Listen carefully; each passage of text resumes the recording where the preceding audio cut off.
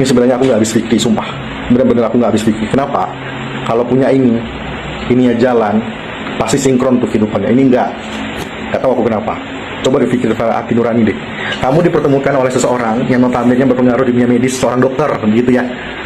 Dengan dipertemukan seorang public figure yang artinya komunikasi itu berjalan harmonis karena adanya perantara seseorang. Di perjalanan kemudian kamu dilakukan intimidasi, meminta uang dalam jumlah 4M berturut-turut, kemudian langsung dialiri dananya ke asistennya. Kenapa nggak melalui dirimu aja? Itu karena ketika diaudit uang itu mengalir langsung ke rekening bersangkutan, kelihatan dong. Makanya pakai perantara si asisten. Cukup. No debat, nggak usah terlalu banyak debat seperti buzzer-buzzer perkiraan. Oh, NM tidak bersalah. Ini udah. Nah, ini satu lagi. Udah masuk pesantren lah ibaratnya beberapa hari untuk muhasabah dalam artian introspeksi diri. Bisa nggak beberapa hari, bukan beberapa hari lagi, beberapa minggu, bukan minggu lagi, udah bulan ya. Muhasabah minimal introspeksi diri lah. Tapi ini manusia bukannya introspeksi diri makin menjadi-jadi. Itu dalam hatinya gejolak kodam, kuntilanak, pocong mengalir mengadu domba, sehingga begini, dibuatlah seperti ini. Apa namanya itu? One prestasi. Oh ya, aku lupa kenapa dibuat one prestasi. Mungkin kali waktu dia menjadi artis nggak ada prestasi. Aku nggak tahu sih prestasinya apa. Huru hara yang aku tahu ya. Ini bentar lagi si buzzernya merah-merah.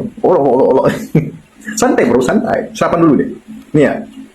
Penggugat tergugat hingga akhirnya kamu yang tidak bersalah, kamu kemudian digugat, kamu pula yang diminta uang 4M kemudian plus 100M. Wish, mantap, luar biasa. Nih poin ini baca. Kenapa minta 100M? Bentuk kerugian material yang dilakukan oleh RG dalam melaporkan NM. Ini luar biasa, ada NM. Salut, kayak sinetron, sumpah. 100M. Lu mau memiskinkan orang karena faktor balas dendam atau memang dirimu udah kelabakan mau melakukan gebrakan apa? Kurasa seperti itu. Banyak-banyak istighfar. Orang diberikan punishment, dilakukan penahanan agar diri itu introspeksi diri loh. Bukan malah menjadi seperti ini. Aduh, kuasa hukum aku tahu.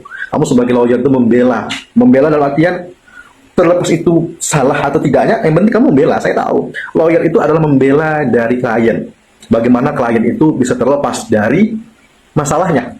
Tapi masalahnya kamu membela orang salah, begitu. Nggak mungkin pula kamu jujur. Kan nggak lucu, I know that. Because paling tidak kamu, apapun yang diamanahkan dia, kata kamu. Sebenarnya bukan amanah, bilang aja perintah. Apapun yang diperintahkan oleh klien kamu, selagi logika jalan. Tapi kalau nggak logika,